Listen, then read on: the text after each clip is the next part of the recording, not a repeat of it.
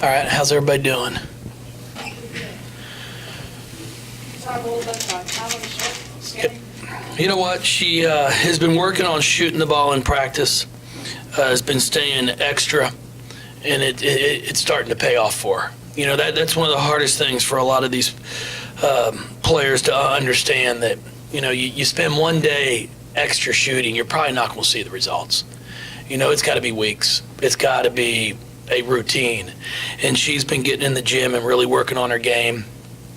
Offensively, that's exactly what we had seen when we recruited her. Now, am I expecting her to go 8 for 10 from the field? No. But she makes open shots. I thought she ran the floor well a few times, got some easy baskets in transition, which is what she can do. I thought, you know, Brown and Jackson threw a really nice pass, but it wasn't an easy catch.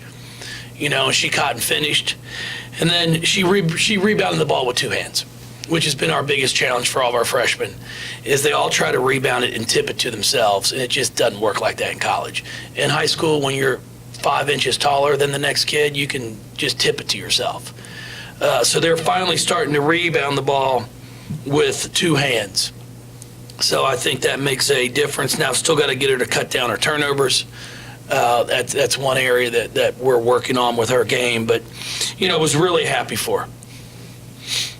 Defensive effort today was emotionally good in the fourth quarter, maybe, but a little bit of a let-off. Comment on the defense tonight. No, I thought we did a really nice job until the fourth. And unfortunately for, you know, some of our crew that was out there in the fourth, it's not giving me much confidence, you know, that in close games, you know, you're not giving me much hope to put you out there.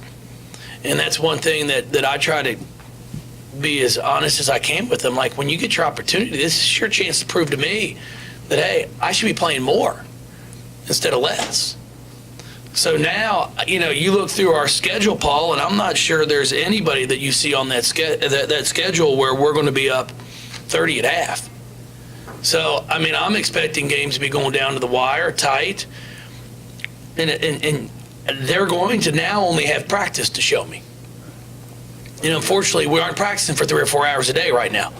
So the rotation will start to get cut down, but it's solely based on them. Like, I would love to be able to keep a rotation like this and play 22 minutes a game, you know, is the most for any one player. Because imagine how hard you could go if you knew you were only going to play 22 minutes.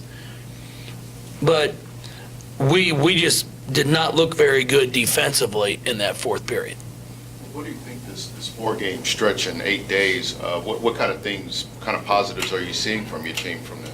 Well, I really think our energy, you know, I thought we played hard, which is really encouraging. I thought we've had different freshmen step up throughout these 4 games. Now, I'd like to start seeing more consistency. You know, I thought Jasmine played well again. You know, she's one that I think is really starting to play consistent. 14 minutes, come up with 8 boards. Shoots 50% from the field, 3 assists, no turnovers. That's a solid stat line. Kylie, again, you know, she knocks down some open shots for us, has 4 blocks. So we need our freshmen to be consistent. Now, you know, I'm not expecting her to get 18 and 10. Now, I like that. But it's not something I'm expecting from her every night. But we do need to get some good minutes from our freshmen in order to be able to be as effective as I think we can be. The fourth quarter aside, what have you liked about this 3-game stretch? I guess you've had 2 opponents haven't even reached 24% shooting from the field. No, I mean, we have done a really nice job. We've done a nice job of dictating the tempo early in the game. Instead of being on our heels, letting people push things at us and dictate how they want to play, we've tried to be the ones that have said, this is how we want you to play. This is what we're going to do. And it all starts at the defensive end of the floor.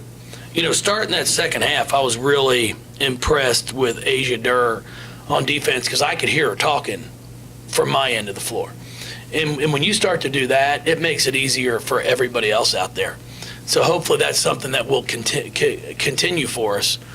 Because I feel pretty confident that as we continue to get a little further along, that we're going to be able to score the basketball. Now it's just going to be a matter of, can we stop someone else from scoring? I know you don't like to look at particular games as maybe a turning point because you talk about the big picture, but those back-to-back games with Maryland and Kentucky, it seems to have brought out maybe a killer instinct, maybe a finishing instinct in this team. Well, we're getting better. I think we're learning that, as good as we are, we still aren't just head and shoulder above people. And that's the one thing I think in women's college basketball this year. I think anybody can be beaten. Now, no one's beaten UConn yet, but, I think people can be beaten, where in the past, you went into a game with, hey, we can do this, but you may have been the only one that actually believed it could be done. And now there's a lot more parity. And with that, though, if you don't come and play hard, you're going to get beat. And that's what we saw a few times ourselves, unfortunately. Going back to Kylie, when you have someone that tall who you're not down with open shots, what kind of extra dimension is that? Well, if she can continue to do that for us, and she shot the three well in high school. So it's nothing new. It's not like something she hadn't done before. But what it does for us, it's kind of what Antonita Slaughter did for us for 4 years. It spreads the defense. It gives somebody with good size that can also play in the post, can defend the post. Now, are you putting a guard on her? You putting a post player on her? So it really gives us some matchup advantages. And then it should open the floor more for our guards to be able to drive an attack. Taking an 11-2 record down to Vanderbilt, some of the things you're going to look at that game, and some stuff to take out of this game that you apply for that game? Well, they're playing extremely well right now. A new coaching change and style of play. They're really trying to get up and down the floor and run. We're going to have to get back in transition defense. We're going to have to value the basketball. It should be a very good college basketball game. There's no question about it. And, we're going to have to be prepared to play, and it's going to be a 40-minute game. Thank you, everybody. Sure appreciate it. Happy holidays and Merry Christmas.